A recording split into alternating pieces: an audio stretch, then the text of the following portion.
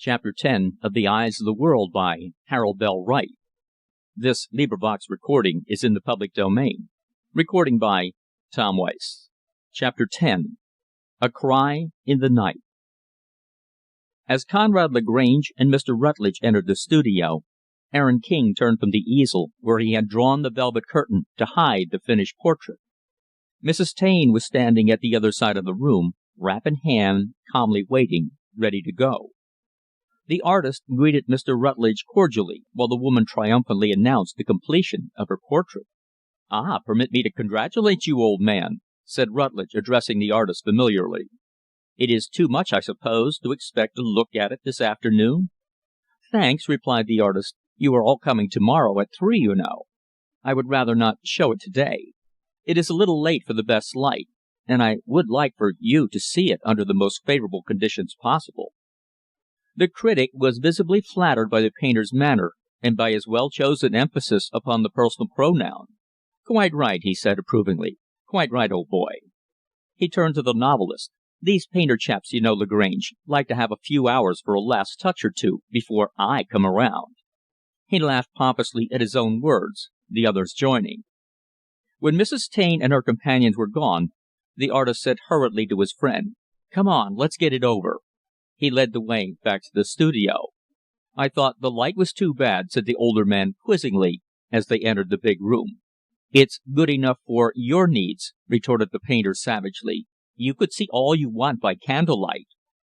He jerked the curtain angrily aside and, without a glance at the canvas, walked away to stand at the window, looking out upon the rose garden, waiting for the flood of the novelist's scorn to overwhelm him.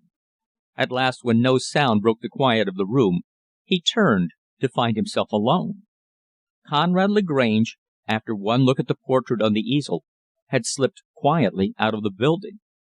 The artist found his friend, a few minutes later, meditatively smoking his pipe on the front porch, with Czar lying at his feet. "Well?" said the painter curiously, anxious, as he had said, to have it over. "Why the deuce don't you say something?" The novelist answered slowly, "My vocabulary is too limited, for one reason. And," he looked thoughtfully down at Czar, "I prefer to wait until you have finished the portrait." "It is finished," returned the artist desperately. "I swear I'll never touch a brush to the damned thing again."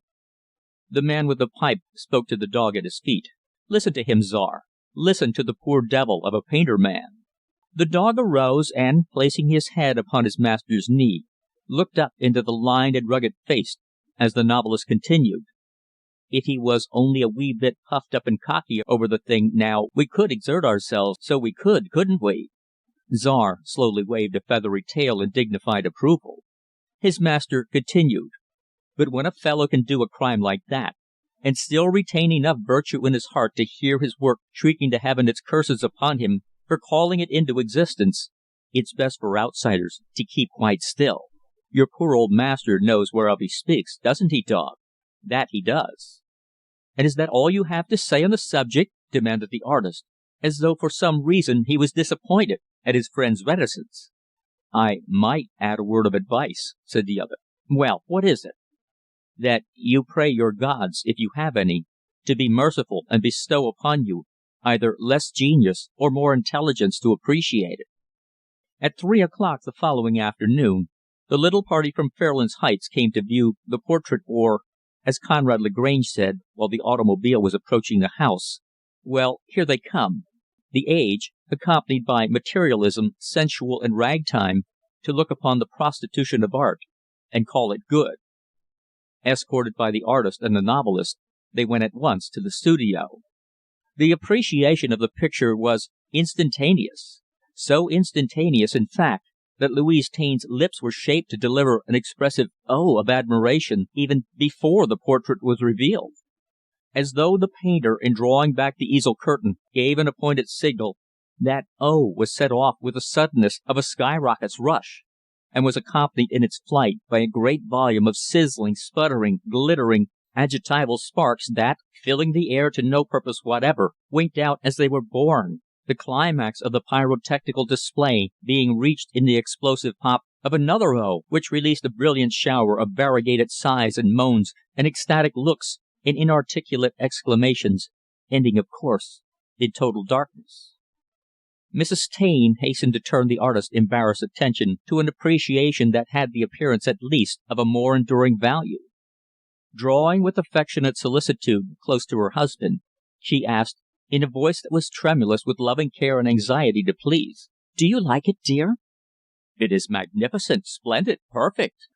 This effort to give his praise of the artist's work the appearance of substantial reality cost the wretched product of lust and luxury a fit of coughing that racked his burnt out body almost to its last feeble hold upon the world of flesh, and, with a force that shamed the strength of his words, drove home the truth that neither his praise nor his scorn could long endure. When he could again speak, he said, in his husky, rasping voice, while grasping the painter's hand in effusive cordiality, "My dear fellow, I congratulate you. It is exquisite. It will create a sensation, sir, when it is exhibited. Your fame is assured. I must thank you for the honor you have done me in thus immortalizing the beauty and character of Mrs. Taine." And then, to his wife, "Dearest, I am glad for you and proud. It is as worthy of you as paint and canvas could be." He turned to Conrad Lagrange, who was an interested observer of the scene. "Am I not right, Lagrange?" "Quite right, Mr. Taine, quite right. As you say, the portrait is most worthy the beauty and character of the charming subject." Another paroxysm of coughing mercifully prevented the poor creature's reply. With one accord, the little group turned, now to James Rutlidge, the dreaded authority and arbiter of artistic destinies.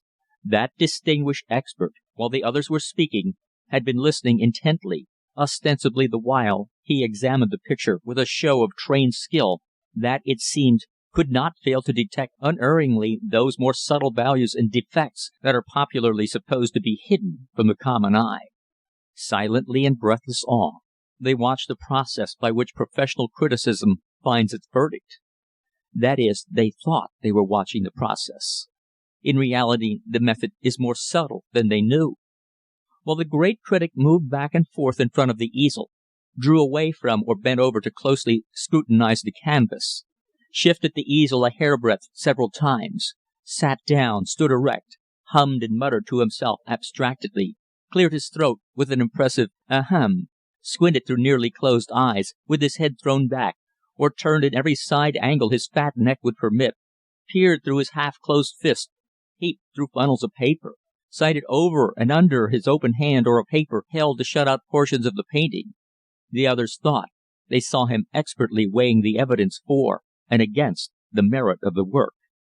In reality, it was his ears, and not his eyes, that helped the critic to his final decision, a decision which was delivered at last with a convincing air of ponderous finality. Indeed, it was a judgment from which there could be no appeal, for it expressed exactly the views of those for whose benefit it was rendered. Then, in a manner subtly insinuating himself into the fellowship of the famous, he, too, turned to Conrad Lagrange with a scholarly, "Do you not agree, sir?" The novelist answered with slow impressiveness, "The picture, undoubtedly, fully merits the appreciation and praise you have given it. I have already congratulated Mr. King, who was kind enough to show me his work before you arrived." After this, Yee Kee appeared upon the scene, and tea was served in the studio, a fitting ceremony to the launching of another genius. "By the way, Mr. Lagrange," said Mrs. Taine, quite casually, when, under the influence of the mildly stimulating beverage, the talk had assumed a more frivolous vein, "who is your talented neighbor that so charms Mr. King with the music of a violin?" The novelist, as he turned toward the speaker, shot a quick glance at the artist. Nor did those keen, baffling eyes fail to notice that, at the question, James Rutlidge had paused in the middle of a sentence. "That is one of the mysteries of our romantic surroundings, madam," said Conrad Lagrange, easily. "And a very charming mystery it seems to be," returned the woman. "It has been quite affecting to watch its influence upon Mr. King." The artist laughed. "I admit that I have found the music, in combination with the beauty I have so feebly tried to out upon canvas, very stimulating." A flash of color swept into the perfect cheeks of Mrs. Taine, as she retorted with meaning, "You are as flattering in your speech as you are with your brush. I assure you I do not consider myself in your unknown musician's class." The small eyes of James Rutlidge were fixed inquiringly upon the speakers, while his heavy face betrayed, to the watchful novelist, an interest he could not hide. "Is this music of such exceptional merit?" he asked, with an attempt at indifference. Louise Taine, sensing that the performances of the unnamed violinist had been acceptable to Conrad Lagrange and Aaron King, the two representatives of the world to which she aspired, could not let the opportunity slip. She fairly deluged them with the spray of her admiring ejaculations in praise of the musician, employing, hit or miss, every musical term that popped into her vacuous head. "Indeed," said the critic, "I seem to have missed a treat." Then, directly to the artist, "And you say the violinist is wholly unknown to you?" "Wholly," returned the painter, shortly. Conrad Lagrange saw a faint smile of understanding and disbelief flit for an instant over the heavy face of James Rutlidge. When the automobile at last was departing with the artist's guests, the two friends stood for a moment watching it up the road to the west, toward town. As the big car moved away, they saw Mrs. Taine lean forward to speak to the chauffeur, while James Rutlidge, who was in the front seat, turned and shook his head as though in protest. The woman appeared to insist. The machine slowed down, as though the chauffeur, in doubt, awaited the outcome of the discussion. Then, just in front of that neighboring house, Rutlidge seemed to yield abruptly, and the automobile turned suddenly in toward the curb and stopped. Mrs. Taine alighted and disappeared in the depths of the orange grove. Aaron King and Conrad Lagrange looked at each other for a moment in questioning silence. The artist laughed. "Our poor little mystery," he said. But the novelist, as they went toward the house, cursed Mrs. Taine, James Rutlidge, and all their kin and kind with a vehement earnestness that startled his companion, familiar as the latter was with his friend's peculiar talent in the art of vigorous expression. After dinner that evening, the painter and the novelist sat on the porch, as their custom was, to watch the day go out of the sky and the night come over valley and hill and mountain, until, above the highest peaks, the stars of God looked down upon the twinkling lights of the towns of men. At that hour, too, it was the custom now for the violinist hidden in the orange grove to make the music they both so loved. In the music that night, there was a feeling that, to them, was new, a vague, uncertain, halting undertone that was born, they felt, of fear. It stirred them to question and to wonder. Without apparent cause or reason, they each oddly connected the troubled tone in the music with the stopping of the automobile from Fairlands Heights that afternoon, at the gate of the little house next door. The artist, because of Mrs. Taine's insistent inquiry about the, to him, unknown musician. Conrad Lagrange, because of the manner of the girl in the garden when James Rutlidge appeared, and because of the critic's interest when they had spoken of the violinist in the studio. But neither expressed his thought to the other. Presently, the music ceased, and they sat for an hour, perhaps, in silence, as close friends may do, exchanging, only now and then, a word. Suddenly, they were startled by a cry. In the still darkness of the night, from the mysterious depths of the orange grove, the sound came with such a shock that the two men, for the moment, held their places, motionless, questioning each other sharply. "What was that? Did you hear?" as though they doubted almost their own ears. The cry came again, this time undoubtedly from that neighboring house to the west. It was unmistakably the cry of a woman in fear and pain. They leaped to their feet. Again the cry came from the black depths of the orange grove, shuddering, horrible, in an agony of fear. The two men sprang from the porch, and, through the darkness that in the orange grove was like a black wall, ran toward the spot from which the sound came, the dog at their heels. Breathless, they broke into the little yard in front of the tiny box-like house. Lights shone in the windows. All seemed peaceful and still. Czar betrayed no uneasiness. Going to the front door, they knocked. There was no answer save the sound of some one moving inside. Again the artist knocked vigorously. The door opened, and a woman stood on the threshold. Standing a little to one side, the men saw her features clearly in the light from the room. It was the woman with the disfigured face. Conrad Lagrange was first to command himself. "I beg your pardon, madam. We live in the house next door. We thought we heard a cry of distress. May we offer our assistance in any way? Is there anything we can do?" "Thank you, sir, you are very kind," returned the woman in a low voice. "But it is nothing. There is nothing you can do." And the voice of Sibyl Andrés, who stood farther back in the room, where the artist from his position could not see her, added, "It was good of you to come, Mr. Lagrange, but it is really nothing. We are so sorry you were disturbed." "Not at all," returned the man, as the woman of the disfigured face drew back from the door. "Good night." "Good night," came from within the house, and the door was shut. Chapter 11. Tom Weiss, Tom'sAudiobooks.com